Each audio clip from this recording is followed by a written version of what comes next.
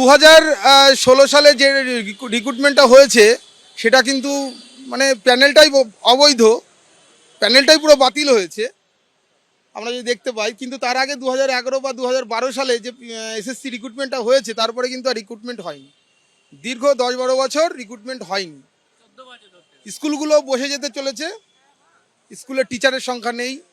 হ্যাঁ, মানে দেখা যাচ্ছে যে বেসরকারিকরণ হচ্ছে বেশিরভাগ, আর সরকারি স্কুলের প্রতি অনীহা দেখা দিচ্ছে গার্জিয়ানদের। 60তে আপনার এক্সাম হয়েছে, তো যদি 60তে দেখা যাচ্ছে আমরা যদি 58ও পেয়ে থাকি, আমি 58 পেয়েছি একটাতে, একটা 56 পেয়েছি একটাতে।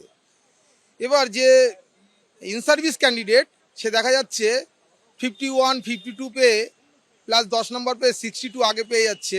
সেক্ষেত্রে আমরা কাট অফে আসতে পারছি না, আমরা ইন্টারভিউতে ডাক পাচ্ছি না।